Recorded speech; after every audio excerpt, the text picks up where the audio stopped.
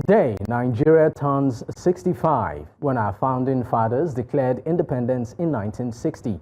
They imagined a nation strong in unity, secure in peace, flourishing in health, education, and prosperity. But 6.5 decades on, many Nigerians live far from that dream. Over 54% of the population now live below poverty line, with over 106 million persons in extreme poverty, making Nigeria home to 19% of sub-Saharan Africa extremely poor.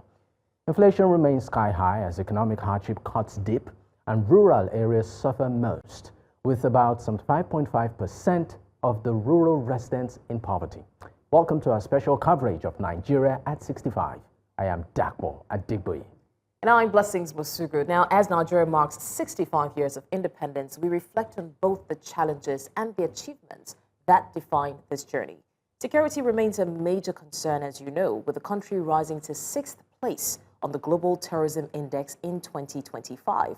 Education has also slipped, with an estimated 18 to 20 million children out of school, the highest figure in the world. Let that sink in. Yet, there's sparks of progress. The economy grew by 4.6% in the fourth quarter of 2024, while reforms in foreign exchange and fuel subsidies boosted revenue and helped stabilize fiscal deficits.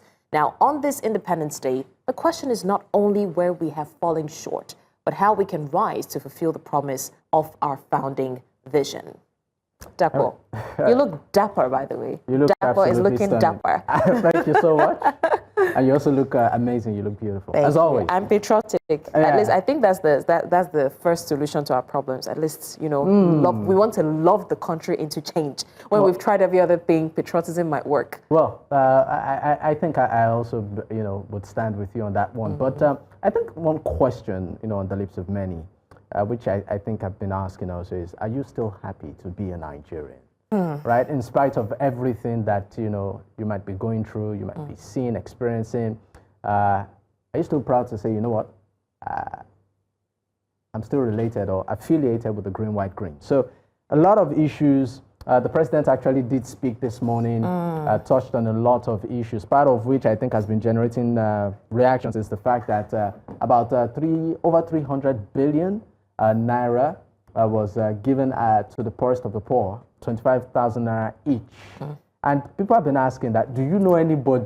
First of all, how do you even define the poorest of the poor? Well, what is the metric for that? You know, it's quite interesting because I was determined this year not to critique the speech of the president, because usually, you know... You are determined? Yeah, I was. You know, okay. I was just like, I'll listen and just, you know, let it slide. But our job demands that we actually listen to every word. And one of the words that caught me was when he talked about the fact that Nigerians are filled with courage, grit, and uncommon determination. Those were his exact words. And that made me ask, is that our problem?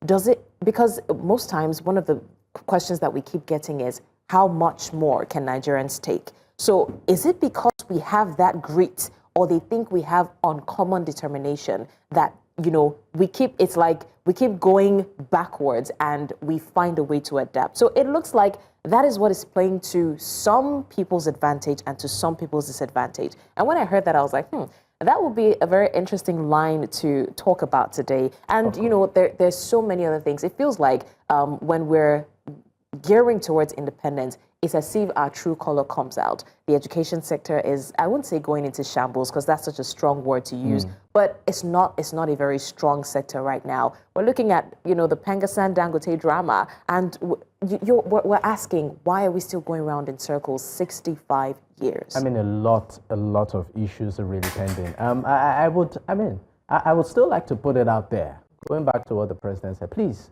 if you have benefited from this money, right? Reach out to us on social media.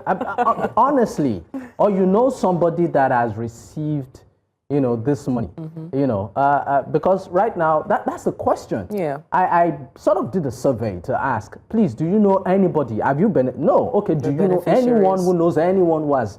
So that we know, you know, if of course, you know, if you have to critique this, where we can start this conversation from. But let's take you further to tell you that Nigeria's political landscape continues to evolve, with governance, challenges, and also opportunities shaping the nation's future. Now, personally, I did examine the state of politics and governance in the country and put together this package. Take a listen.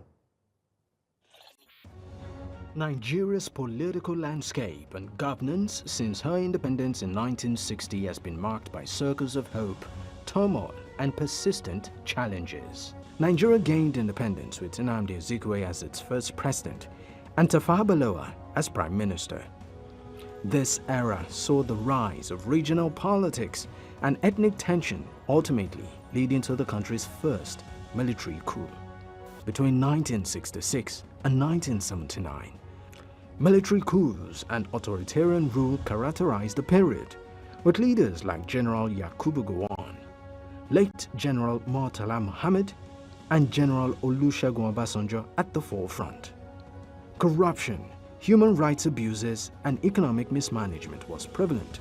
I think the military have done disservice to the country because in the military era, you know, they rule with, or it's like they rule like an autocratic, they oppress, there's no freedom of speech. Also notable was the Nigerian Civil War between 1967 and 1970, a period that tested the fabric of the country's unity and led to an unprecedented loss of lives and property. Nigeria returned to democracy in 1979 with Alhaji Shehu Shagari as president, marking the dawn of the Second Republic. Back in the days of Alhaji Shehu Shagari, we had very powerful chairmen of the party like Chief Adisa Akinloye. We had very involved senior ministers, and President Shagari generally consulted and carried his team with him. But the era was marked by widespread corruption and economic decline. In 1983, the military overthrew Shagari's government. Between 1983 and 1999, General Muhammadu Buhari, General Ibrahim Babangida, late General Sani Abacha. We have come to the point when the situation can no longer be tolerated. And General Abdulsalami Abubakar ruled the country, marred by numerous cases of authoritarian rule, human rights abuses, corruption, and economic stagnation. Notable was the War Against Indiscipline campaign and the annulment of the June 12, 1993 presidential election. Ernest Shonekan served as the interim head of state after General Ibrahim Babangida resigned following the annulment of the June 12, 1993 presidential election. He was overthrown in a palace coup by General Sani Abacha on November 17, 1993. Ordinarily, if you ask Nigerians, things are not going well. That is the truth. But for me, I'm more interested in the effort being made to change the narratives. I think that is what should be the focus of everybody. You know, because if you really look at the whole gamut of problems in Nigeria, find out that it's a problem that is a collective issue. Many of us are not really doing what we ought to do. In 1999, Nigeria transitioned to democracy, birthing the Fourth Republic with Olusegun Obasanjo as president, followed by late Umaru Musa Yar'Adua, Goodluck Jonathan, late Muhammadu Buhari, and currently Bola Ahmed Tinubu. The Electoral Act should be looked into properly. It should be looked into, sanitized, so that the benefit of Nigerians who cast their votes will be taken charge of. I also want to see a proper reform in the Economic and Financial Crime Commission. Those at the National Assembly should also be earning as low as what they prescribe for ordinary Nigerians. And if possible, there's a way we can have a part-time National Assembly, that would be so good. Because if you find them doing nothing, it's either it's made a part-time or it's made just one body of National Assembly, or we go back to the parliamentary system. With 65 years of nationhood, the country reflects on its journey, acknowledging accomplishments and lessons learned, with a glimmer of hope while looking forward to a brighter future for her people.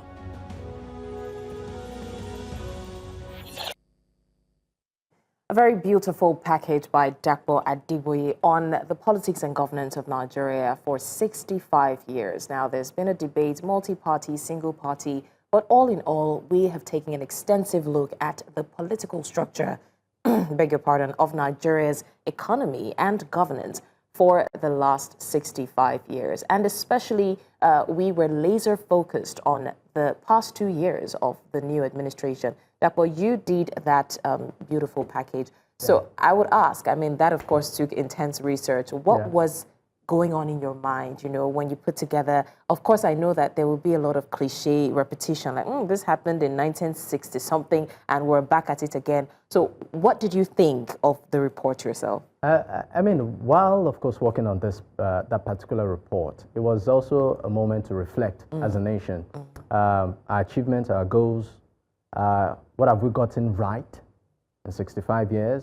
What have we not gotten right? And you'll find out also that, just like you said, there seems to be some sort of circle in terms of movement, right?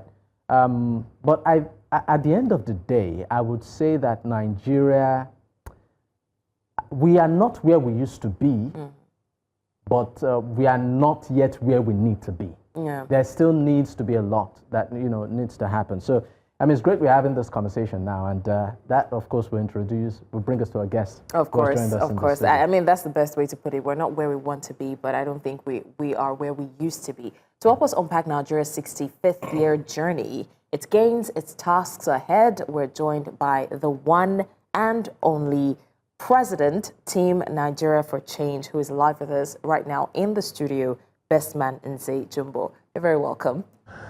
Always my pleasure being here. And I can see the patriotism. I think that was the only one who missed the memo. Very patriotic. Really? I know, right?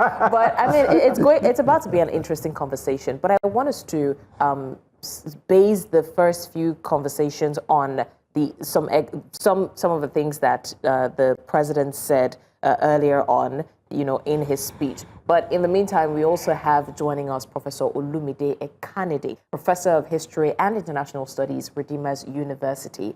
Thank you for joining us, Professor Olumide Ekanede. Thank you for having me. It's an absolute pleasure. All right, like I said, I want us to take some excerpts of the president's speech, and then we'll base our conversation, at least the first few minutes of the conversation, on what the president had to say on this very glorious day. Investment program to support poor households and vulnerable Nigerians. 330 billion has been disbursed to 8 million households, many of whom have received either one or two out of 3 tranches of the 25,000 naira each. In resetting our country for sustainable growth, we ended the corrupt fuel subsidy and multiple foreign exchange rates that created massive incentive for a rentier economy, benefiting only a tiny minority. At the same time, the masses received little or nothing from our commonwealth. Our administration has redirected the economy towards a more inclusive path, channeling money to fund education, healthcare, national security, agriculture, and political economic infrastructure, such as roads, power, broadband, and social investment programs. These initiatives will generally improve Nigerians' quality of life as a result of the tough decisions we made. The federal and state government, including local government, now have more money to take care of the people at the lower level of the ladder to address our development challenges. On security, we are working diligently to enhance national security, ensuring our economic experiences improved growth and performance. The officers and men of our armed forces and other security agencies are working tirelessly and making significant sacrifices to keep us safe. They are winning the war against terrorism, banditry, and other violent crimes. We see their victories in their blood and sweat to stamp out Boko Haram terror in the northeast, IPOB ESN terror in southeast, and banditry and kidnapping.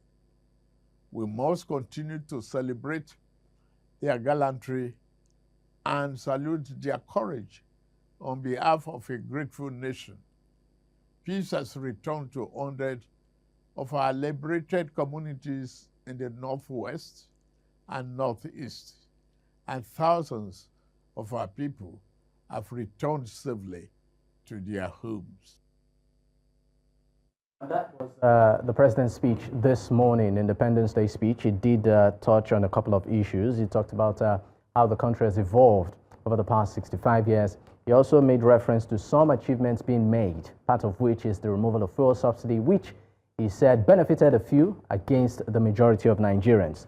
He also talked about the social investment program, where over 300 billion naira has been given in tranches at 25,000 naira each, to households. And then he also talked on security too. But I mean, we'll unpack this, by piecemeal. But let me direct the first question here to Bestman, who's with us in the studio. 65 years, and we are here, right? First, what do you make of Mr. President's speech this morning? Was it exhaustive? Was it repetitive? Is it me? Yes. Well, it can never be exhaustive because there's always room for improvement. 65 years, like you said, we might not be where we ought to be, but we are definitely not where we used to be. We've made progress, and then looking at the speech, I think it was a speech for now, for today, for the time and for the circumstance we find ourselves, at least for now. So for you, the speech was pretty much timely. It's timely. Not, if I say it's 100%, then I'll be lying. Okay. The speech set aside our current socio-economic reality, 80%. 80%. All right. That's a solid one. Let's ask our guest online too, who is joining, Professor Olumide. Professor Olumide, thank you for your time once again. Mr. President's speech this morning, to you as a Nigerian, are you inspired?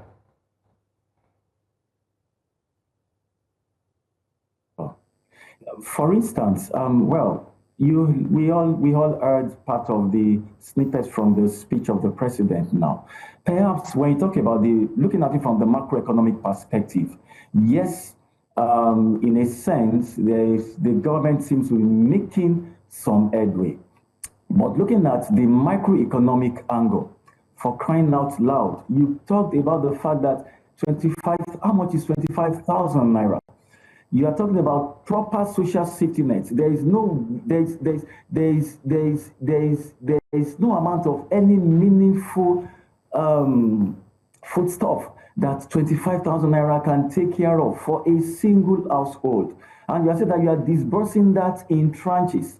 Take that in dollars. How much does that come to? That is pittance. Again, how did you generate the data as regards the people that you disbursed these monies to? Beyond that as well, what is your definition of the poor? I know for one, you recall a while ago, they had this humanitarian commission thing, and that place as well, that it was a cesspool. Until now, we cannot in any way say really that has impacted in any way. More so, the so-called 25,000 naira, I see it as somewhat imaginary. I live with the only part of the society. I live among the ordinary people. I have students, I have several people all around me. And who are those that have collected this money? Like I said again, perhaps... Professor, I'm sorry to interrupt you. Professor, do you know anybody that is a beneficiary of this fund so far? No, not one. Not one? Okay. Maybe I should just... Sorry, you will continue, Professor. You will continue. Bestman, do you know anyone that is a beneficiary of this fund? Maybe because I'm a grassroots man, and what we do is with those that you look at and say the poor, the poorest of the poor. I know so many. In Ojodu local government alone, where I live, I wish I had known this would come up.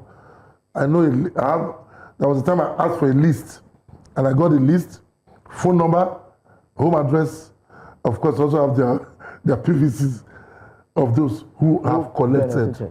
Yes. Okay, so I also know one or two that I have also sent in their names, and they benefited. So I mean, it's understandable and it's honestly believable, but then most times when we're looking at the statistics, it can also be a case of what are they benefiting exactly? Is it the exact amount that was promised that they're benefiting? Is it a different form of palliative? But honestly, I feel like that can be I've seen 25 and 75,000. Okay. I've seen people that collected 75,000. You've seen people that collected then 25,000. Then yes. 25,000. I've seen 25. I've seen 75. So what is the criteria, for instance? Like I said, okay. I asked for. Okay, let me tell you. I went to meet some councillors within the local government, and about 3 of them brought out the list that they submitted with the phone numbers, and one side with their PVC to show that there are people that could vote. And I couldn't have called everybody.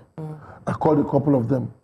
Then I put it side by side the opportunity I had also to submit some names of some people, which I saw, and I called later to find out from them, and they got it. Okay, so I believe that this conversation can only be based off of statistics because, again, like Dapo asked, what is the criteria? There are people in other regions that are asking, we're also the poorest of the poor and we didn't get anything. So until we can have, the tangible, like I said, it is believable that it was disbursed, but until we can have the tangible proof of it, I think that, let me come to Professor Ekanede. In general, I would agree and understand the angle that you're coming from, which is, it's okay for us to reel out for every independence. There's always the need to reel out our achievements as a country, because honestly, if we don't say what we're doing right, there's no one else who would say that for us. But then again, the question is, and that's the angle that Professor Ekanede was coming from, is this reflective of the pockets of every Nigerian citizen? Beyond the numbers, the huge statistics, the GDP that we're reeling out, what exactly is the actual reflective and realistic nature of the pockets of every single Nigerian citizen? If you ask the market women, how are they feeling the brunt of it? What exactly is happening? So my direct question to Professor Ekanede is, 65 years after independence, do you think that Nigeria has fulfilled the promise of self-rule in every ramification? I'm talking economy, I'm talking education, health, or are we still grappling with the shadows of colonial structures? Well, I think to an appreciable extent, we are still, if you talk about if we look at it from the economic perspective, we are still grappling with some high level of neo-colonialism. I know when President Tinubu came on board, he talked about the fact that he was going to harmonize the FX rates that he did. He talked about the fact that he was going to remove the subsidy completely, that he also did. And I'm sure the folks in Washington, the Bretton Woods institutions, perhaps, yeah, they were pretty much happy with this. And that perhaps also provided an opportunity for them to also perhaps come pretty much hard on the Nigerian state. And of course, because Nigeria has been able to save humongous amounts of money from the subsidy and the free floating of the Naira, perhaps, yes, that provided some good money to do other things. But beyond that as well, that increased the credit rating of the Nigerian state. And of course, it has also reflected in our foreign exchange earnings. It has also reflected in our savings. And so to that extent, that perhaps created some form of platform for these Bretton Woods institutions to come again and then to negotiate with the Nigerian state, because they have always asked for this total removal of subsidy. But really, that has not really impacted positively on the Nigerian people, because once you remove subsidy on oil, it affects every other segment of the Nigerian state, from education to food security to transportation I mean, it's a whole lot. And Nigerians are still grappling with these challenges. I mean, again, ASU is threatening to go on strike again. Many of the so-called public schools are still pretty much dilapidated. Many people are still, the rate of unemployment is still astronomically high. And so you begin to ask, they keep posting the fact that, well, yes, maybe when you talk about, because we are using about 20% of our national income to service debt. Where is that done? Is that sustainable? But of course, Washington and the Eurobond and all of those that they need to get money from will definitely keep at seeing what they can do to at least help push a narrative that really is not in tandem with the reality of the things on ground. All right, Professor Ekanede. In the Nigerian state. Professor Ekanede, I'm going to stay with you on the subsidy that you did nibble on. One of the, will I call it achievement, this current administration, for instance, does talk about is that it's been able to take out subsidies, something that previous administrations have not been able to do so. And the reason it gave is that it was a cesspool of corruption, it was just benefiting a few at the expense of Nigerians, and that the monies, for instance, being used to pay subsidies will be diverted to other things. But I would like you to talk about, if at all this goal has been achieved, given, number one, our debt profile as a nation, because I know that as of now, according to reports, Nigeria owes over 140 trillion naira. That's as of March 31st of this year, which of course we know that 145 trillion. Exactly. So I mean, and then you look at this figure and you look at the taxes too, the revenue target, and the removal of subsidy. With all of these promises in tandem with the realities of Nigerians. So I mean, looking at the objective of all of this, are we getting there? Oh, we are still pretty much far from there. Why am I saying this? Yes, of course. Well, as an economic historian, to an appreciable extent, I've also followed the economic trajectory of the Nigerian state with the Tinubu regime. And one thing I can say is that yes, he has been able to mop up monies from the so-called fuel subsidy, and then has been able to give humongous amount of money to the state government. But we do not see this translated into anything meaningful in terms of the existential issues of the Nigerian peoples. One, when you have taken these monies away from the people's pockets, and one will also expect that beyond infrastructure, what are we doing about food security? Yes, to some extent, we have had a lowering of prices of food, but it is not anything really appreciable. And you find out that the so-called state governors who have these large amounts of money, when they do the federal allocation, the statutory allocation that comes to states, some of them do not have the inherent capacity to be able to manage these resources well. And that's why they've embarked on several forms of white elephant projects, some building airports. Building airports for what? What is that going to take care? You talk about the fact that they're also constructing roads, but this only answers to the primary needs. There's a need to create jobs for the people. There's a need to put some monies into small and medium-scale enterprises. These are the drivers of the economy. And so if the center has been successful in at least getting this amount of money and putting it into the hands of the governors, but then we also need to ask the question, what are the governors doing with these monies? Okay, thank you, Professor Ekanede. Transparency and accountability here. All right, thank you. And yes, it's a very fantastic one that you landed on, transparency and accountability. And what I want to go to, and I'll come to our studio guest, Mr. Nze-Jumbo, is the reality of things. Now, I think the reason why some people might argue that we might be experiencing a bit of setback, a bit is a way to euphemize the situation, by the way, is because it looks like we're taking 10 steps backwards and 1 step forward. I'll give an example. For example, the central bank cutting its rate, right, from down from 27.5% to 27%. Now, we would see it as inflation is cooling. But as I said earlier, how is this reflecting on the lives of every single citizen? So if our progress looks like this, if it looks like 10 steps backwards, 1 step forward, are we truly making progress at the end of the day? Sometimes I differ from the general consensus, because I don't believe we're just taking one step forward, 10 steps backward. Rather, I believe with the steps we took backward, probably the speed with which we took those steps backward is not the same speed with which we are moving forward. You think? Yes, that's my own. Because I tell people, at the point, rice was the yardstick for general discussion. Sure. Can the minimum wage buy a bag of rice? Rice moved as much as 100,000 per bag, I remember. Go to the nearest booker, their food either reduced or the price increased. Suddenly, rice, let me not, some would say 55, I know rice is now between 60, 65,000. Beans, that was up to 90,000, is at 45, 50,000 now.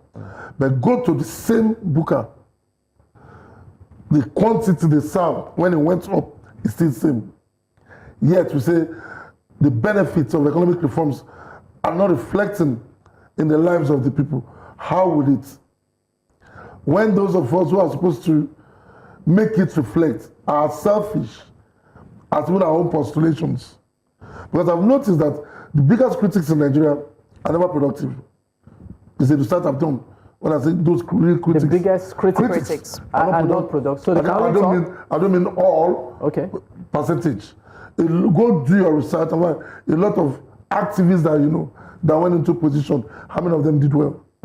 So when we do this criticism, so we look at it that I agree totally that our what we call GDP is what we now call GDH, gross domestic happiness, is still on the low because it will take some time before we begin the impact of the reforms begin to show.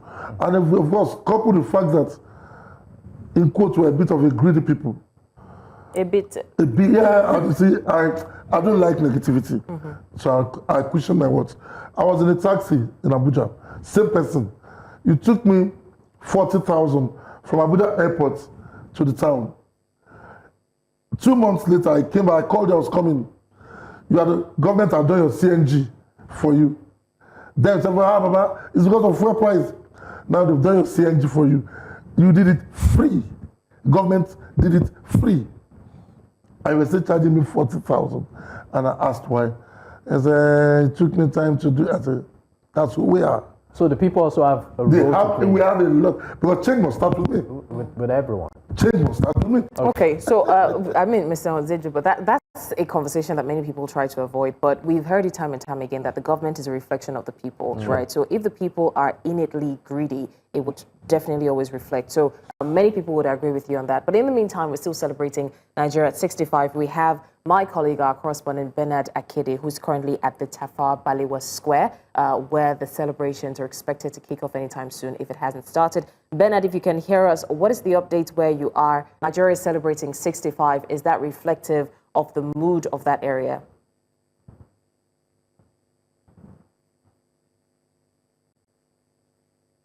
Bernard Akede, if you can hear me. Happy Independence Day anniversary to you both. I can hear you. Can you hear me? Go ahead, please. Yes.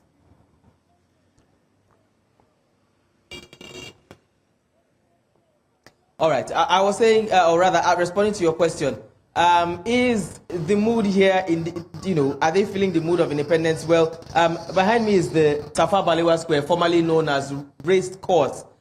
This exactly is where the independence ceremony itself was celebrated on this very day 65 years ago. And have you know that on this day as well, it was raining like it is raining today, based on information I got from my history books.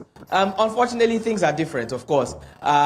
We don't have any independence celebration or ceremony going on inside the Tafawa Balewa Square, formerly known as Racecourse. However, there is a ceremony or a celebration going on, but it's a church activity. The auditorium in there is packed full with worshippers of a certain church, and they are the ones celebrating Independence Day anniversary in there. Besides that, it's a public holiday, as you do know, so the road is not as busy as it would have been on a regular Wednesday morning. As you can see behind me, basically it's free-flowing traffic, and as I did mention, that is the race course right behind me, where the independence celebration itself did take place.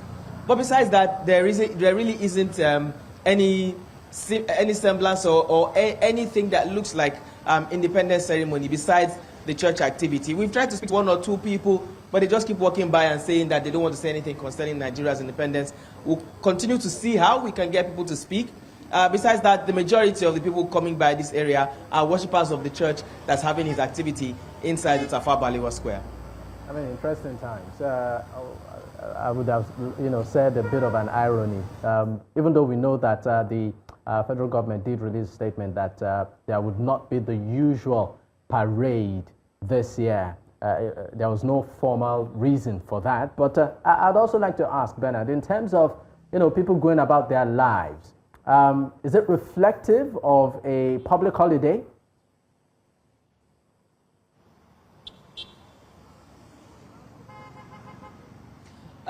Well, I think what basically would make you know that it is a public holiday is the fact that the roads are not as busy as they would have been. I mean, when we tried to park our vehicle, somebody tried to extort 2,000 naira from us, saying that that's his own way of celebrating Independence Day, charging us for parking. Ordinarily, we would have had a regular place to park without having any issues. It would have been busy, as it usually would have been. Organization would be here. People would have been here directing us where to park. The Tafawa Balewa Square itself would have been undergoing the regular activities that you expect to see in there. But besides that, nothing to showcase that Nigeria is celebrating independence or independence anniversary, as it were. As a matter of fact, some years back, you would actually have seen people selling flags and mementos of Nigeria's independence. But to my greatest surprise, to be honest, there's nothing of such happening around here. It's really, really empty, except for the church activity, like I mentioned earlier, that's going on behind me. And then you would think that 65 would be quite, a milestone year for independence. I think we seem to have lost. Unfortunately, I would have loved to ask Bernard a personal question, because it's like you asked whether or not it's reflective. Bernard just got back from the United Nations General Assembly, and one of the things that we keep clamoring for is Nigerians addressing the issue of partnerships, trying to strengthen partnerships with other countries, other economies. And if ours is not exactly up to par, then why are we even having representation, on the global stage? This is me being brutal, right? I know that there's a need for every country to strengthen partnerships, but then we need to keep our house clean first. All right, Bernard Akede, if you can hear me, please confirm you can hear me first.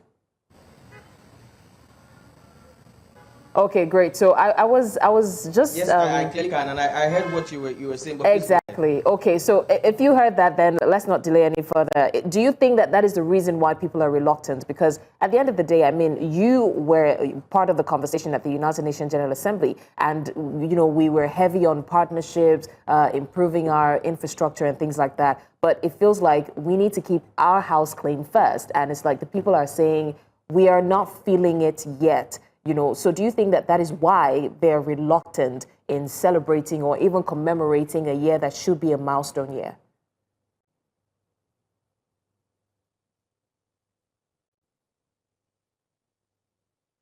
All right, so we'll wait for Bernard to defrost. But in the meantime, let me throw the question at our virtual guest, Professor Ekanede. Our correspondent did say that people are quite reluctant, and we see a level of apathy, not just in terms of celebrations now, but even this reflects also in terms of votings. what would you say is the reason why people are almost always reluctant to celebrate or even speak on any milestone that Nigeria is commemorating? They are still struggling with existential issues. What am I going to eat? Where am I going to lay my head? Who will help me with handling my bills? You heard from the reporter who was on the field.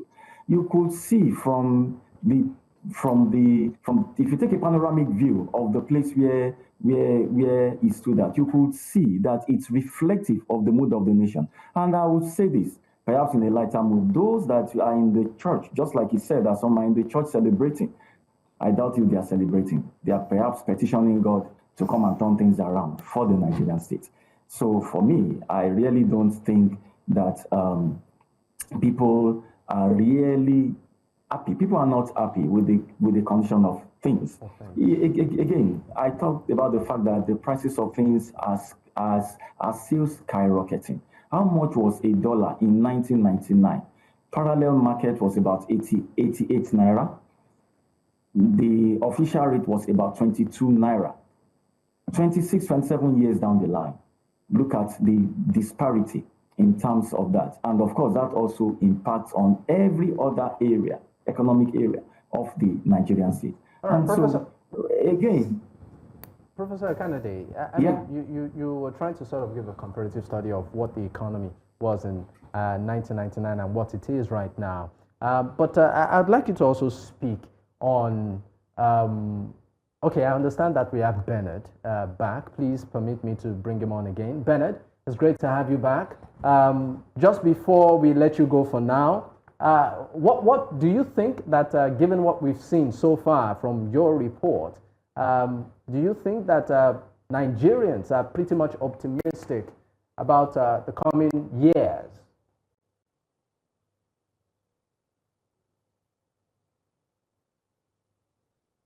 Well, unfortunately, Dapo, a few people who have refused to speak on camera don't seem very optimistic, and I will still try to speak to more people on camera and off, as the case may be. Compared to what the president said in his independence speech this morning, what the people are saying, doesn't exactly tally with what the president has said. The president went forth to read Nigeria's achievements in the past 3 years under his administration and possibly beyond.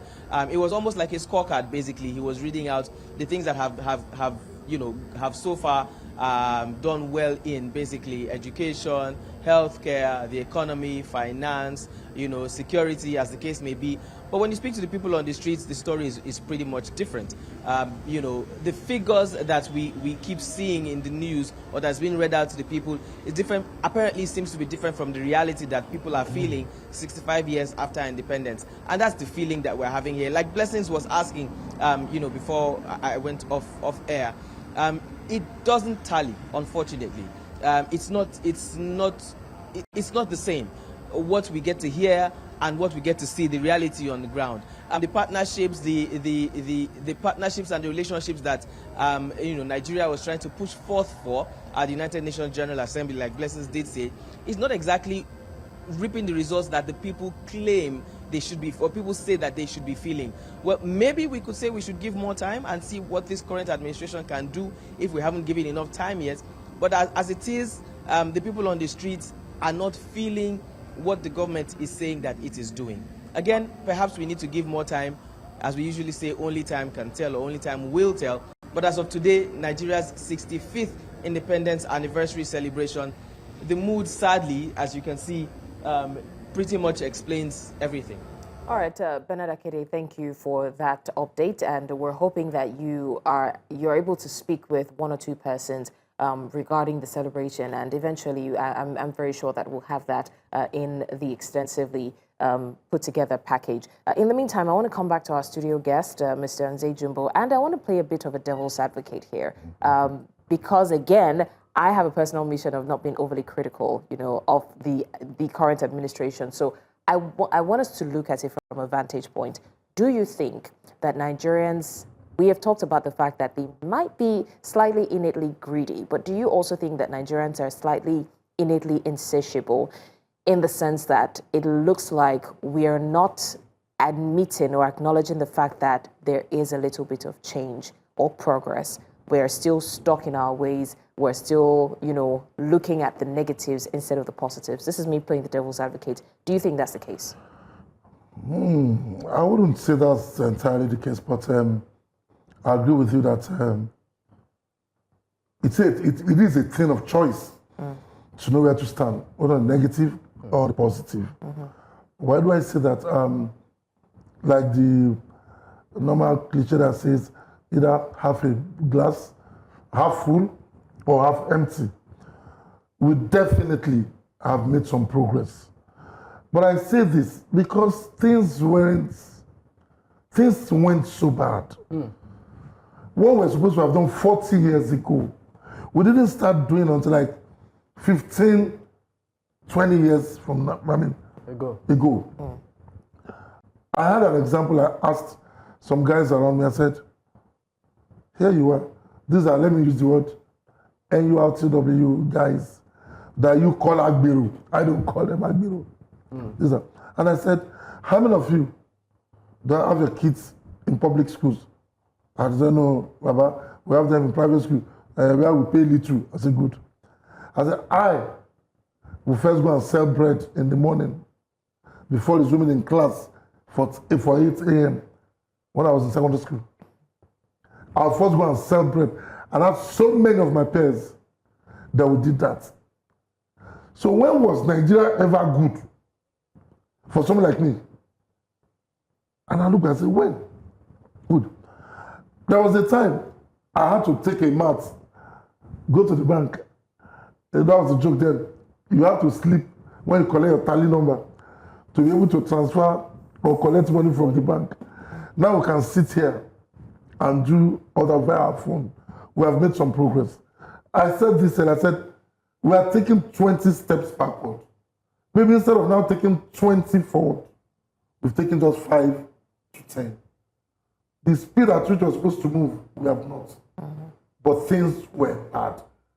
So in the regard of saying, I can also tell you, look for now, the amount I spend on generator for fuel in my house is no more the same. Light has improved. It's only a liar that will say our power has not improved.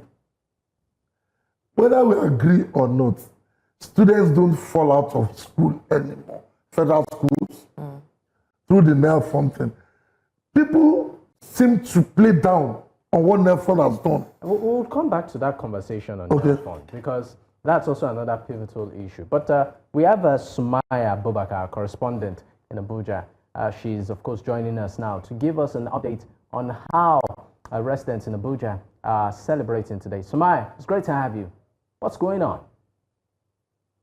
Hello, Mazio, happy independence to Nigerians. Yes, currently I am at Ihenya, which is a very big and commercial area in the FCT. This is a very bustling park, as you can see, of course, and it's so bubbly, which is really shocking considering it's the public holiday. But then, yes, people are, still traveling, but then it's good to hear from Nigerians themselves. So I have, I think someone here is with me. All right, now please tell us your name. All right, Mansour Hussein, how are you celebrating the independence? Would you say that Nigeria is in a great place?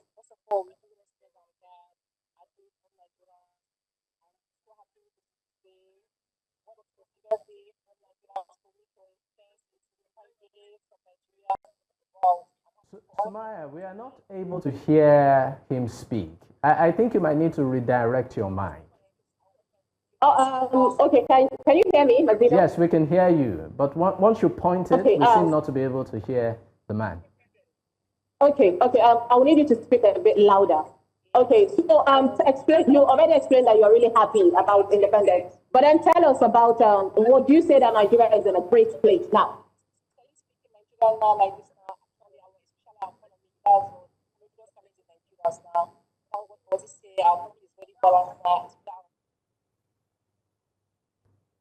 All right, we of course are having a bit of difficulty there trying to hear Sumaya's guest. But once we are able to connect, we'll bring it back.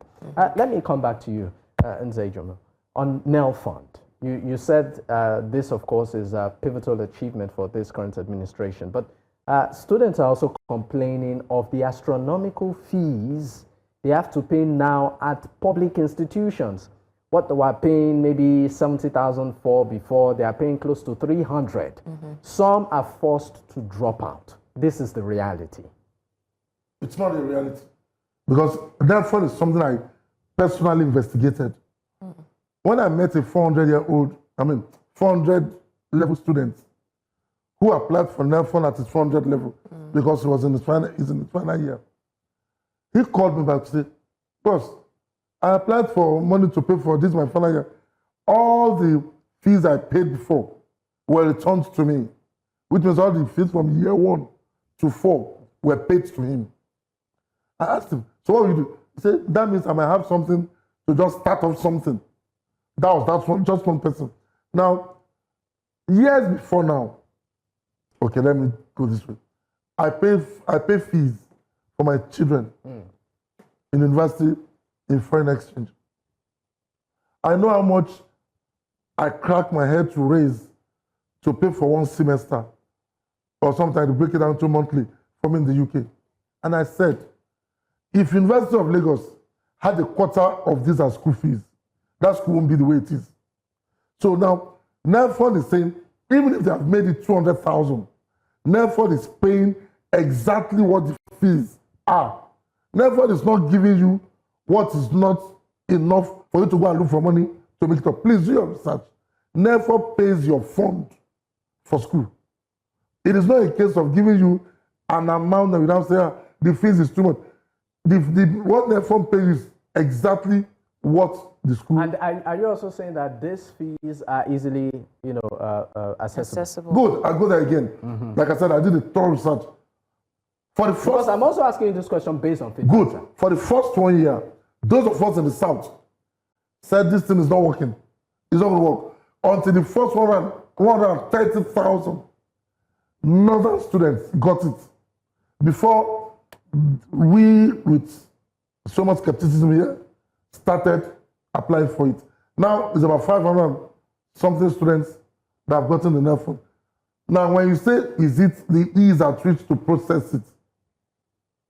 That cannot be taken away from our usual traditional bottleneck in our civil service. Okay, I was waiting for you to get there, because it's easy to say, and I understand that, you have done your intensive research, but it could also be, just a fragment of the number of people who are also complaining of the lack of accessibility, and we'll get there. I also want to get Professor Ekanede's thoughts on NELFON and what he thinks about accessibility. But in the meantime, we have our correspondent, Israel Eferobo, who's joining us right now from Marina, the Lagos House, to speak on the independence, and we can see a formation behind him. Israel, what's going on exactly? How is the 65th year anniversary being celebrated where you are?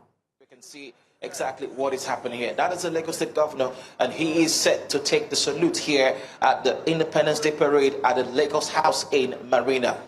So there are so many dignitaries present here today, and lots of activities lined up for this occasion. We have lots of dignitaries taking the salute.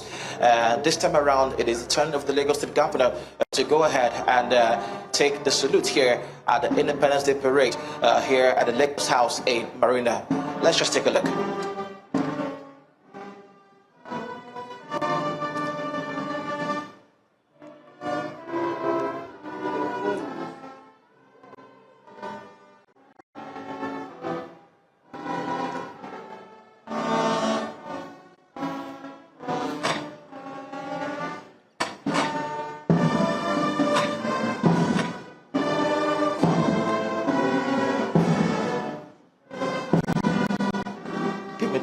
Give me the shot.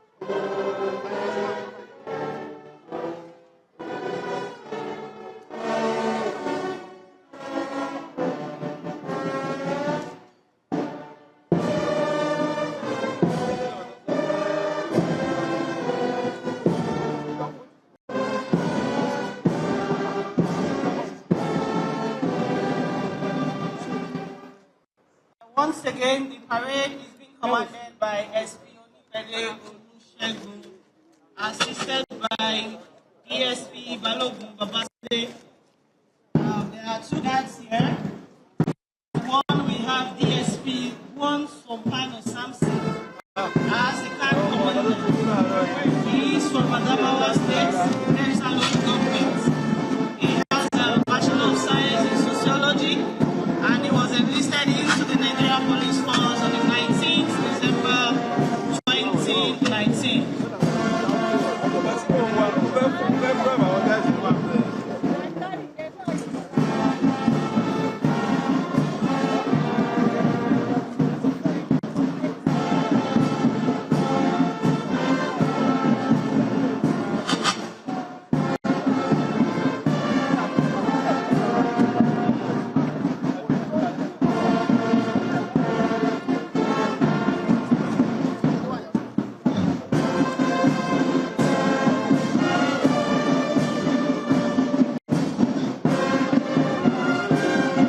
Dear Governor of Lagos State, Mr. Babajide Olusola Sanwo-Olu, accompanied by the parade commander, is expecting a combined parade of police officers for the 65th Independence Day anniversary of our dear country, Nigeria.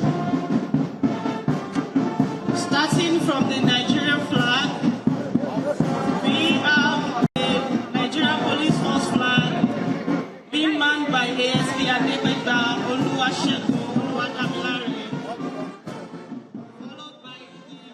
Well, what you're watching right now is the police parade that is holding currently at the Lagos House Marina. That is the Governor Sanwo-Olu, who is currently also marching with them in commemoration of the 65th anniversary that Nigeria is celebrating today.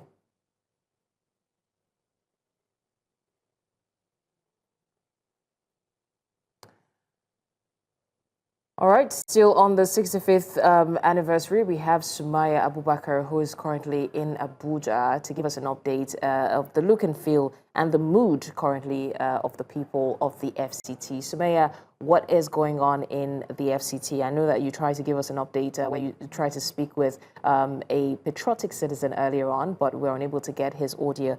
I'm hoping that we can get proper audio connections now. So please give us an update. To that, if there is any day that we need the audio, it's the day Blessings. And speaking about patriotic Nigerian, now we have someone here. He is wearing a white suit, as you can see, showing his patriotism and a green tie. So we'll talk to him right now. Good morning. Please tell us your name. I'm Pastor Emmanuel Anda from Heaven Embassy. All right, Pastor. All right, Pastor. Talking about independence now. What would you say as of today, 65, Nigeria is, is something that we should be proud of? Yeah, Nigeria should be, it's what we should be proud of, because we have come a long way. We have a lot of things to count. Like you can see my attire. It tells you that I'm on the mood of celebration. I'm celebrating, and I'm celebrating number one, unity. I remember there was a prediction that 2020 Nigeria will, but we're still together, which is very important, which is something to praise, talk about. So we have so many things to celebrate, a lot. So what would you tell the government? What do you think needs to be worked on? Yeah, I got a lot of things to tell the government, but I think one key thing is the fuel. I think the government has to see to that, because the price is a bit on the high side. So if the government can look into that and, lower it a bit, the price, I think it will help, because all that it's happening now, it's because everything boils down to the fuel. Whatever one is going to bring in, what is going to do, it all depends on the fuel. The marketers and all of that, and the traders and everybody, the commuters. So they all of this boils down to the fuel.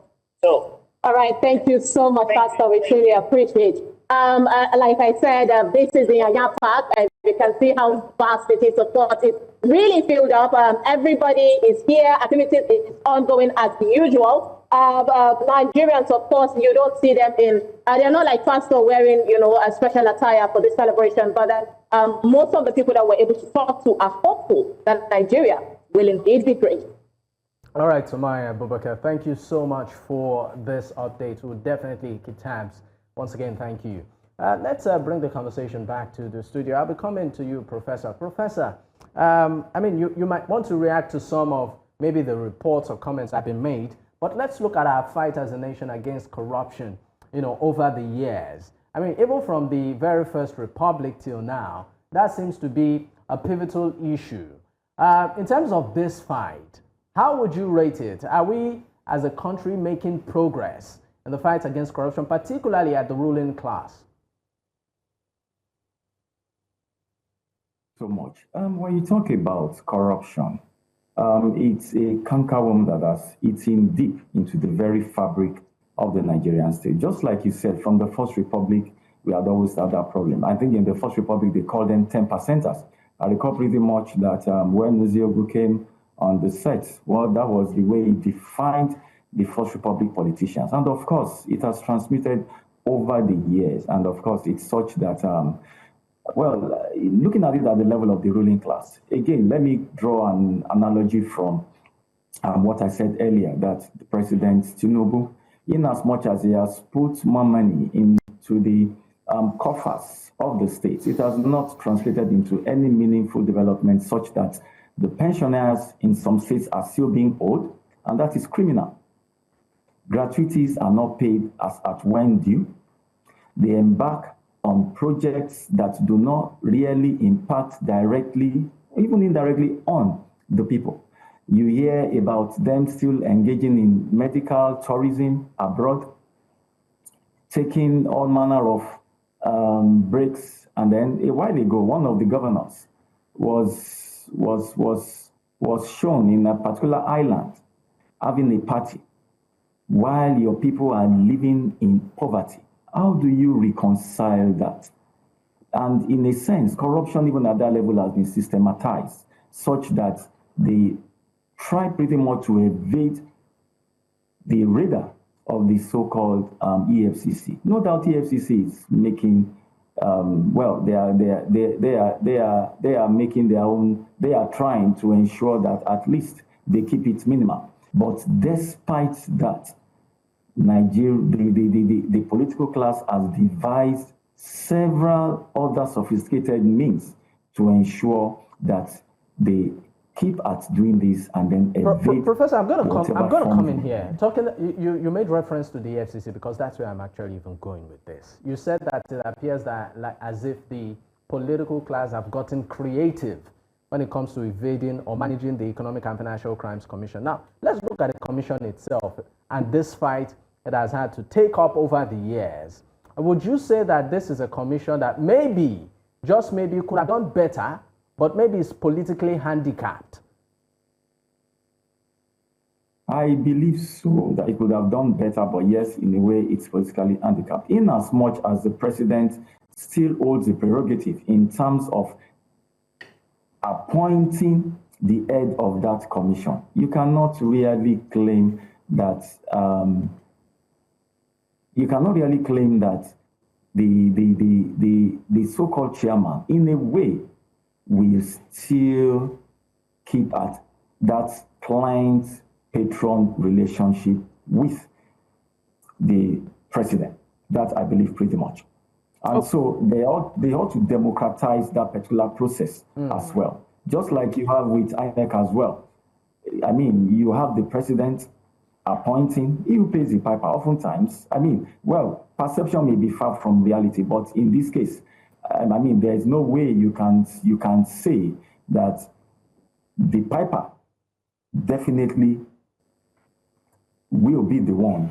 The piper will always dictate the tune in this matter. So I think we need to put in some form of reform, even in the EFCC, such that it is seen that the government itself is intentional about ensuring that there's good level of transparency and accountability in that sector by ensuring that it is not just the president that appoints the head of that particular organization. When that is done, then the people will have much more confidence in that particular institution. And then Nigerians, honestly, all Nigerians need.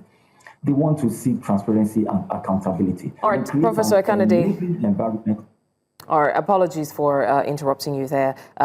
We're still talking about the complicity or the complicit nature of some of these bodies, at least allegedly, and we'll come to that with our studio guests. But in the meantime, we have the Lagos State Governor, Babajide Sanwo-Olu, who is about to, or already given the speech on the 65th anniversary at the Marina Lagos House. So let's take a listen. That are also here in large number, thank you very much. The Oba of Lagos, Obariwon Akiolu, here ably represented by the Opelo of Lagos, through you to acknowledge all of our traditional institutions that are here. Thank you all very much for coming. Captains of industry that are here, permanent secretaries, local government chairmen that are here, all of the other political groups and political people that are here with us. Also acknowledge the very elegant and very dedicated men on the parade of the Nigerian Police Force,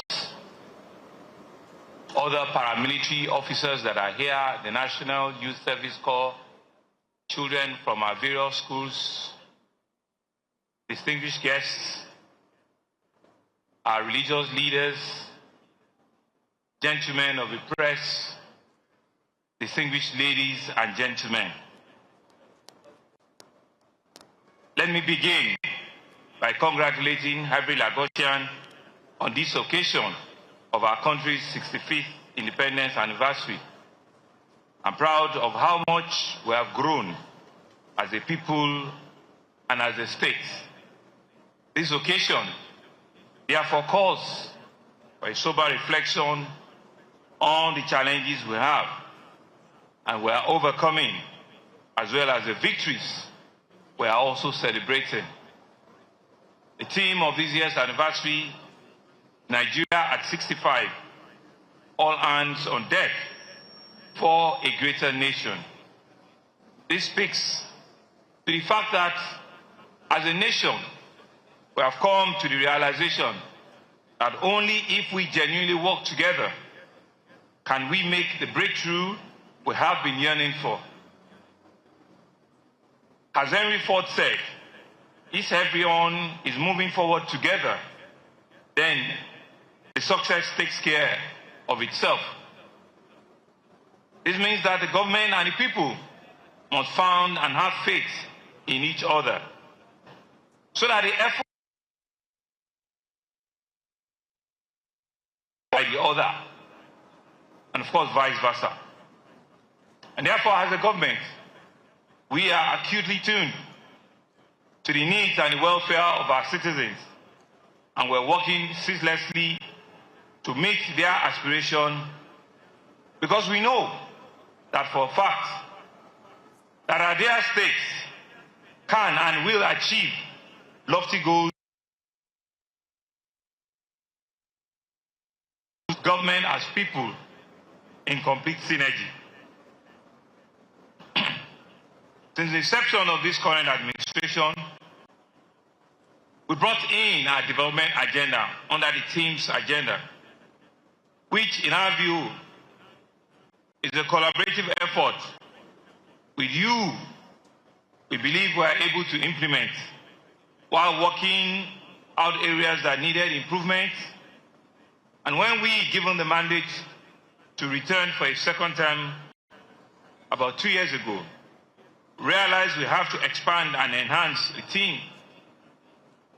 team's agenda to a Teams Plus agenda, which meant our doubling our pace and the magnitude of our progress from the original 6 pillars and to intensify our focus to include social inclusion, to have a gender balance, and enhance youth encouragement and empowerment.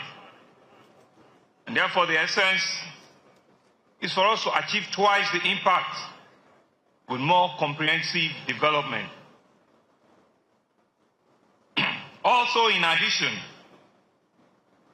to our social inclusion in the Teams Plus agenda, we have compelled us to deliberate about protecting the weak and uplifting the vulnerable in our society. In Lagos, we believe that no citizen should be left behind on the path of progress.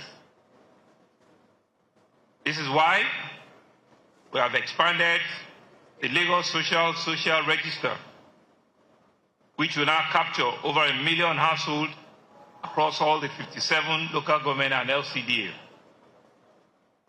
This register has become the backbone of our welfare intervention, ensuring that support truly gets to those who truly need it the most.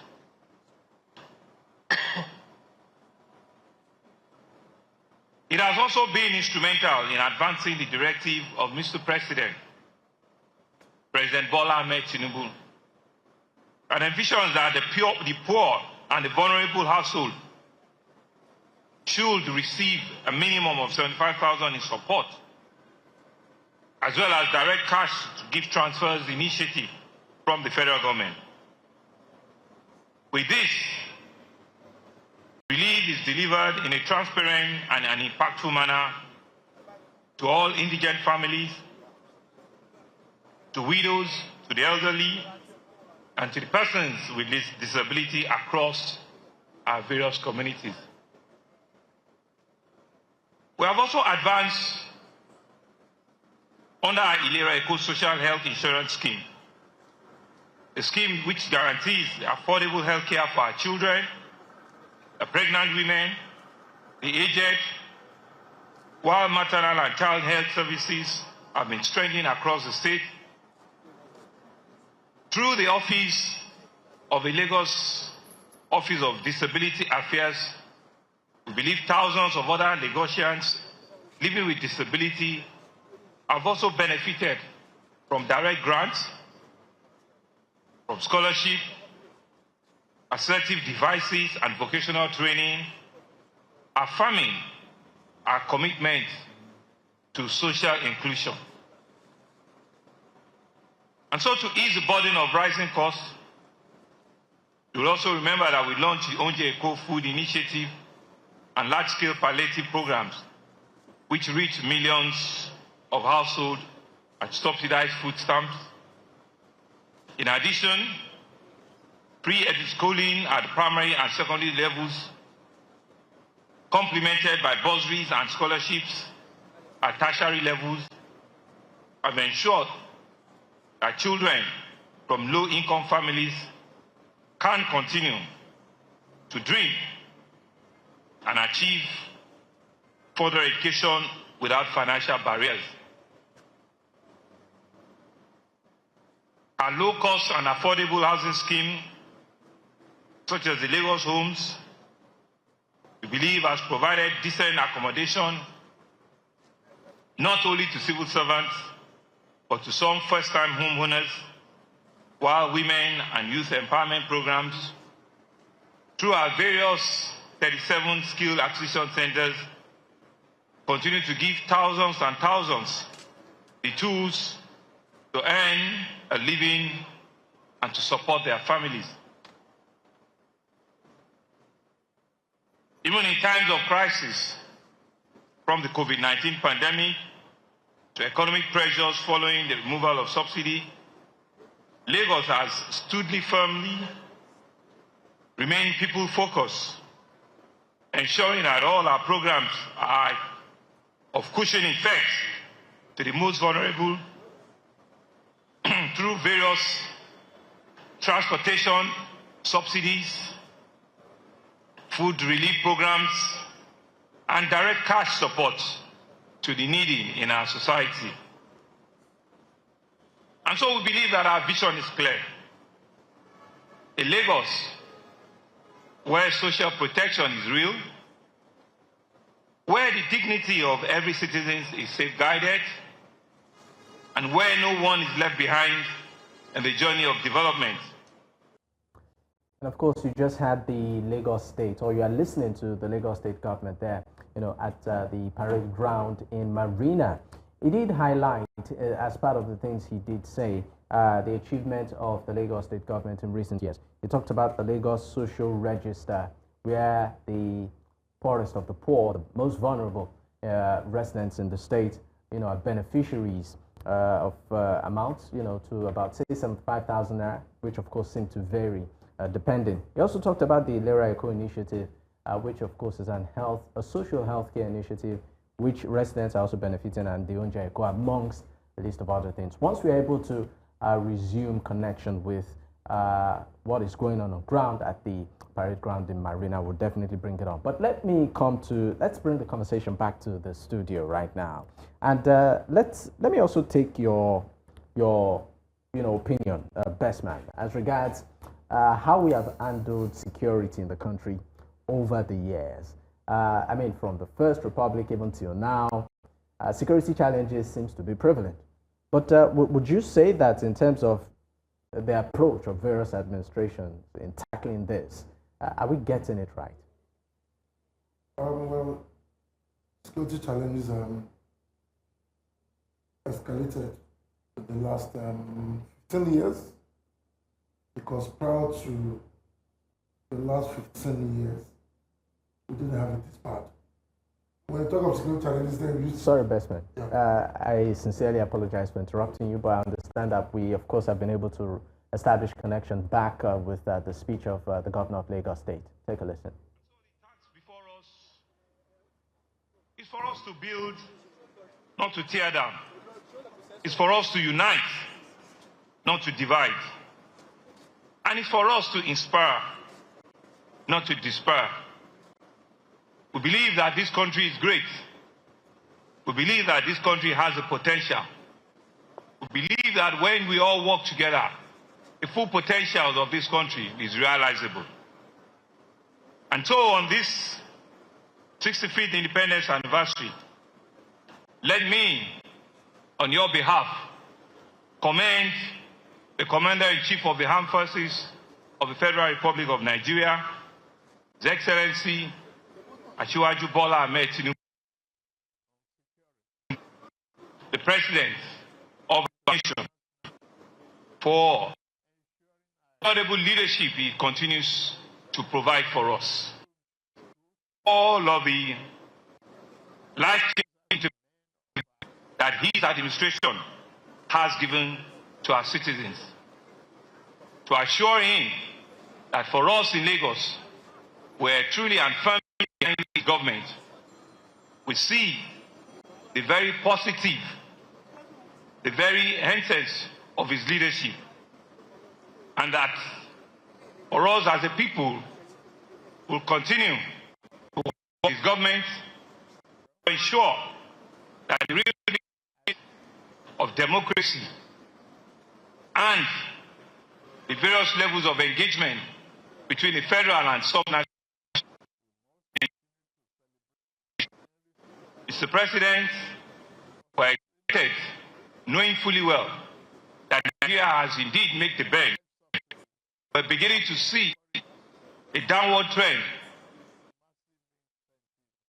We're beginning to see a downward trend. We see exchange rates. We're beginning to see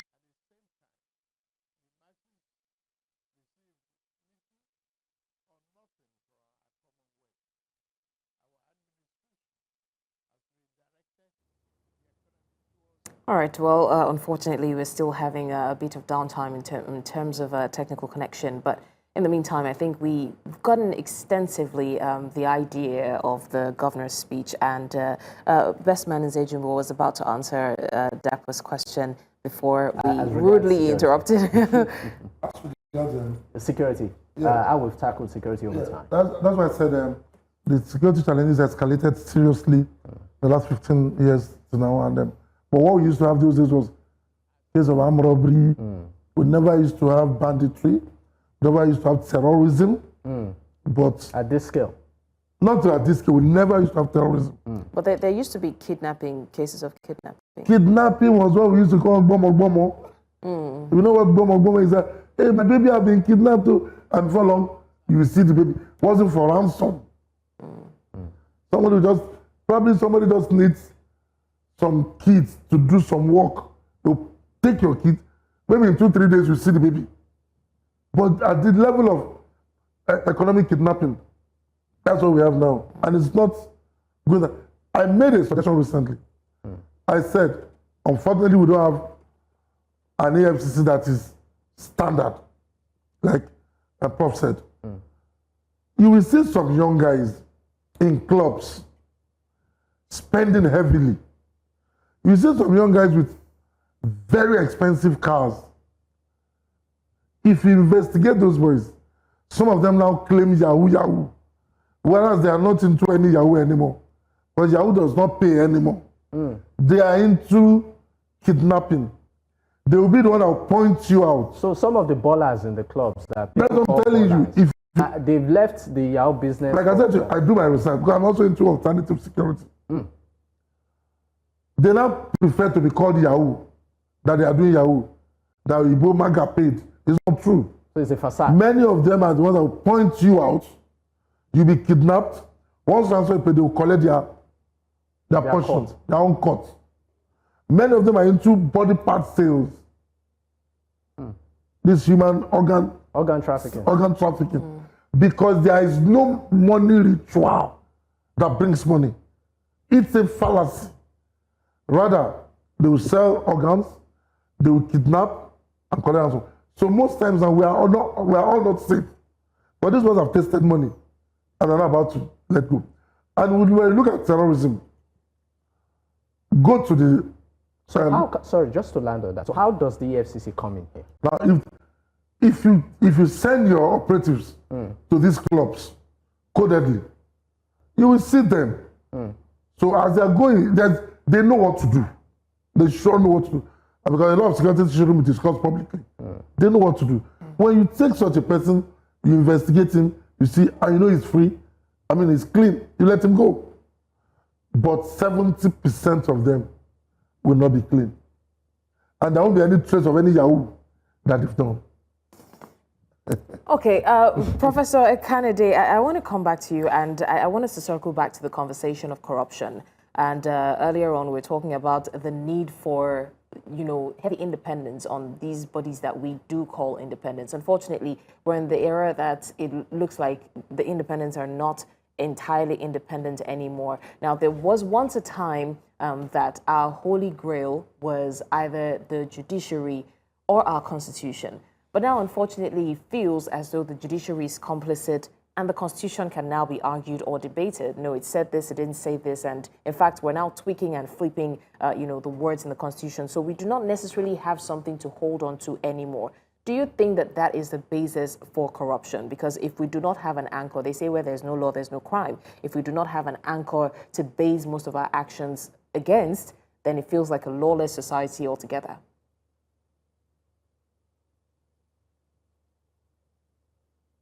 A while ago, there was this particular inaugural one Pius Eke, and he talked about the two republics, the civic public and the primordial public. The West has been able to graduate to the level that they literally embrace and engage with what you call the civic culture. But in this part of the world, and for a pretty long time to come, we'll still have to grapple with these issues of the primordial culture.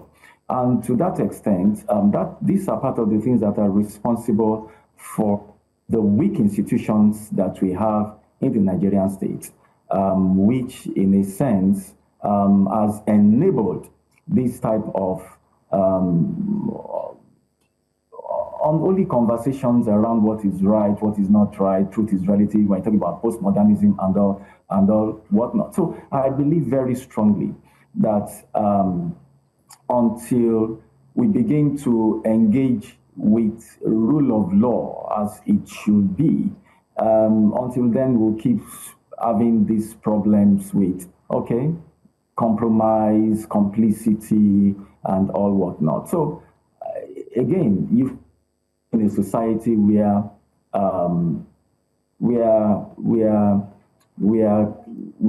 crimes, so to speak, are not really punished. And until we begin to really scapegoat, and then there are no secret cows, until then can we begin to say that we are making any meaningful headway in terms of checking corruption in the Nigerian state. I mean, you have instances where someone who is rich up there commits certain crimes, and I mean economic crimes, and he gets off the hook, gets a lawyer. I mean, you steal about 5 billion naira, and how much will it take you to hire a good son that will be able to handle your case? And then you have EFCC having to negotiate with certain lawyers, and perhaps the amount the lawyer is getting is nowhere comparable with what the corrupt politician is ready to pay to the lawyer, the son that will argue his own case. I mean, you can be rest assured where this will go. More so, you talked about the fact that, and it is the truth, the judiciary too is also complicit in this. And we have had instances in times back where we have had tape recordings, and of course, oftentimes they try to parry these, cover it up, and all that. So until we get to the point where there's so much of transparency and the rule of law holds sway in matters of economic and financial crimes, then getting out of the doldrums may still be aspirational. Professor Ekanede, let's also broaden this conversation to look at our system of government, you know, where some Nigerians are even saying, look, let's maybe retweak our presidential system of government to sort of suit our cultural, religious, tribal demographic. There are even instances that maybe we'll go back to the regional or parliamentary system. I mean, you are a professor of history and international studies. Looking at where we are coming from and where we are now, and the style of government or style of governance that we practice, is it best adapted to suit the context of we as Nigerians? Well, if we take a good look at the political configuration of the Nigerian state, you find out that the presidential system of government that we adopted in 1979 does not really suit, is not really in tandem with the reality, with the cultural, with the political and cultural reality of the Nigerian state. I mean, we have the Senate, we have the House of Rep. I mean, this particular arm of government, the amount of monies that they take out of the Nigerian patrimony in terms of emoluments, in terms of allowances, it is way off. And so one would advocate that why don't we return to the parliamentary system? But beyond that as well, moving back to the parliamentary system will also entail us looking at how we can also begin to collapse states such that we have the regional system. And with us having the regional system, let us reduce the amount of let us ensure that we have just one house, collapse the legislative, the Senate, and then the House of Representatives, because really these should be part-time jobs. If you look at if you look at other climes, they don't, the amount of money that is spent to keep the legislature running in Nigeria, I mean, this is just way out. But of course, because they are beneficiaries of the system, they will not be willing to accept any form of reforms in that particular sector. But until Nigerians themselves begin to engage with this, we may not make any meaningful way. You will be amazed at the amount of money that the Nigerian state will save if, one, we are able to collapse the legislative arm so that we don't have the upper and the lower house. And then secondly, we have regional governments, because many of the states are also not they are not states that can stand on their own. They depend on the center essentially for sustenance. And we have literally moved from what you call fiscal federalism to feeding bottle federalism. So does this also rule out the call for the creation of more states? Because there are some calling that, with the constitutional reform happening, more states should be created. There is no need to create more states. The essential thing is to ensure that you create a level playing ground within those regions that will be created, or rather within those regions, such that each ethnic group will not feel marginalized. They will have a say. I mean, we had the regional system much earlier, where we had 3 regions, then we had 4 regions, until the military came. It was the military that began to balkanize the states. And then the states that were not productive, that could not stand on their own, eventually began to proliferate, so that now we have 36 states. But if we return to the regional system, then the states, or rather the states that into each of those regions that share contiguous zones will be able to pool resources together and then ensure that they engage in areas of comparative advantage, and the Nigerian state will be the better for it. But because of the politicians that are benefiting from this so-called cesspool, they will not be willing to accept that particular arrangement. Of course, there have been arguments back and forth that when you create more states, you eventually bring development closer to the people. But to what end? To what end? Okay, Professor. That argument cannot really hold water. Okay, thank you, Professor Ekanede.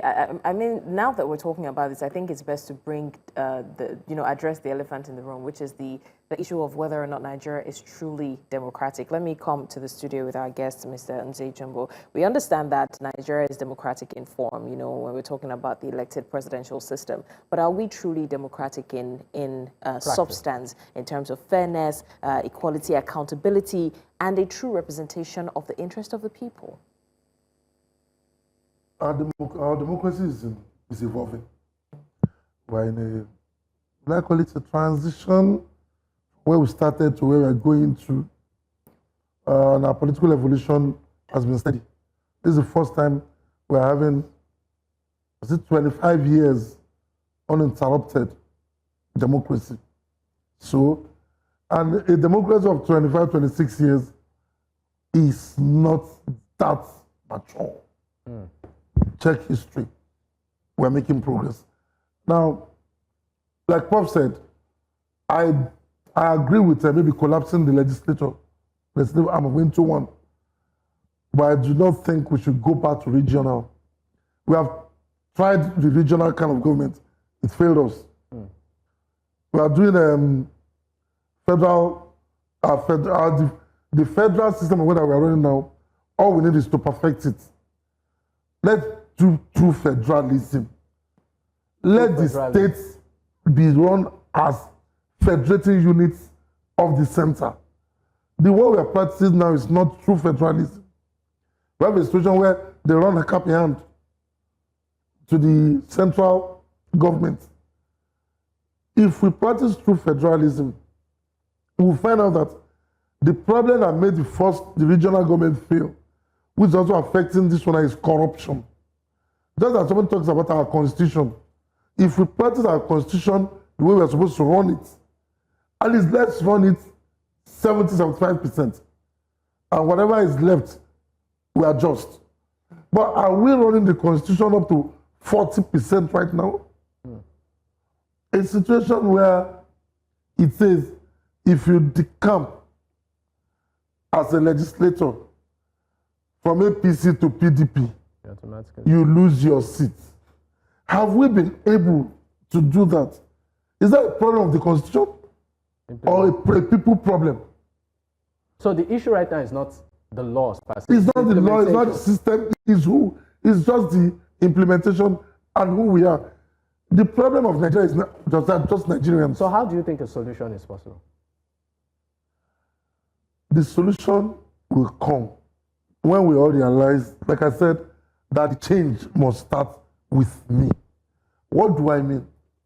A policeman that goes out there that will raid on the streets, take them to the station, collect bails, make money, is criticizing the government.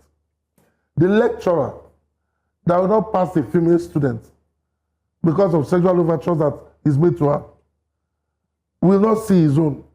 He will criticize the government. A lawyer who will go to court, keep seeking adjournment for the money to continue rolling in, is not seeing his own. He's criticizing the government. The church that's supposed to be the ground and pillar of truth, where before we say, people from the church, can we boldly say that the church today is doing what it's supposed to do? So the problem is not Nigeria, it's we as a people. I mean, that would lead me to my next question, which of course has to do with this current administration.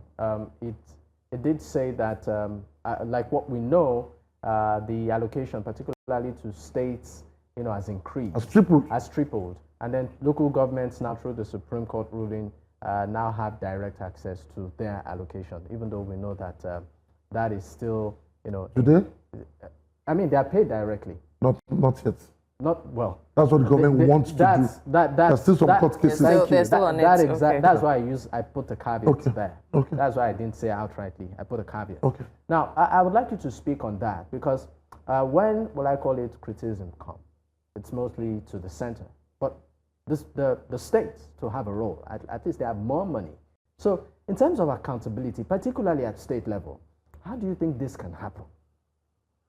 When the people start asking questions of their local government chairman, of their governors, if we dissipate just 30% of the energy we use to talk about the federal government and use it to ask questions of our state government, I think that will be the first step to challenging them to sit up.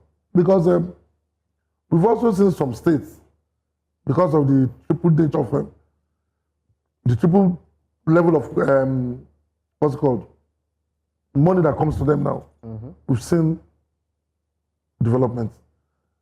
With the crisis in Borno, the man Zulum is still doing a lot because he has more money. Except, no one wants to lie, Lagos is doing so much with more money. You see, even though there are still challenges in Lagos. There is no utopia.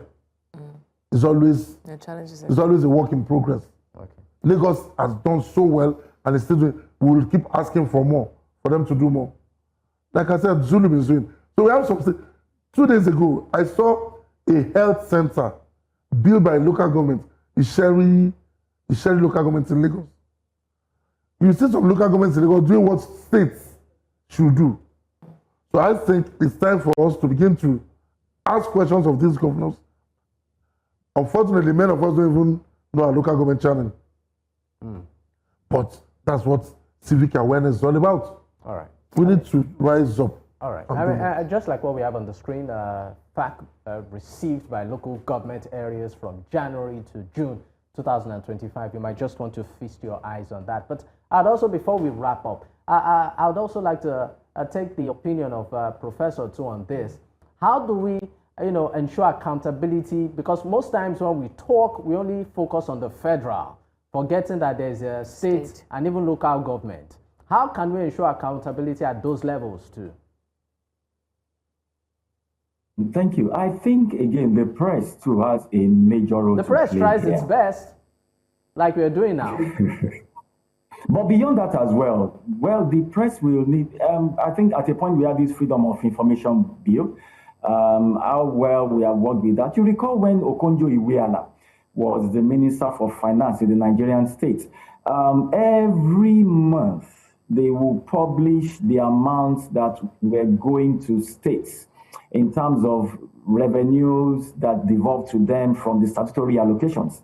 And to that extent, the citizens could have something to hold on to, which they could stand up to either their local government chairman or their state governor to ask questions about how these monies are being spent.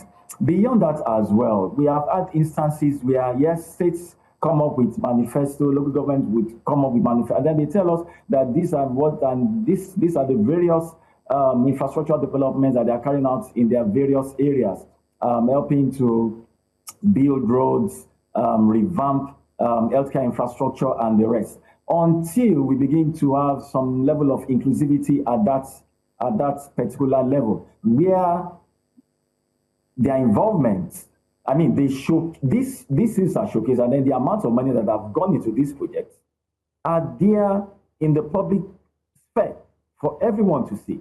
I think that is one way. So like you said, yes, the press is making enormous efforts, but beyond that as well, let us have these particular figures of expenditures across the states and local governments published, just like it was done when Okoje-Iweala was the Minister for Finance. Then beyond that as well, I think the general public too, the citizenry also has a role to play here, beyond looking for handouts from the political actors and whatnot. Let them also begin to perhaps form themselves into let us develop the civic culture once again, and then begin to ask questions. And of course, with that, I think the political class will definitely not have it easy, and then most likely, or rather, they'll become much more accountable to the citizens. Because okay, really, Professor, it is our money. Yeah.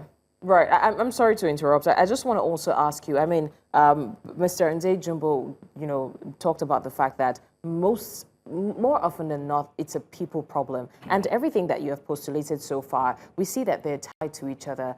My colleague did mention that the press is doing their best. Generally, the media does its absolute best to inform the people, and what we owe them is information so that at least they can know who to hold accountable. But this is a country where you try to ask questions. You have seen, we've all seen clips of journalists asking questions to the state government, the federal, on every level. And you see people in power sometimes trying to exert authority. Sometimes even we talk about seniority, you hear people saying, outrightly shutting up the journalists. So this is a country where people do not necessarily have respect for the freedom of the press and the questions that the press are, asking them. And these are the things that we can feed the audience, the general public with. Because again, we talked about civic education. How would they be educated if they do not necessarily know what is happening, if they don't know their rights, if they don't know who is directly accountable for them, on the state and local level before we even escalate it to the federal level? So would you agree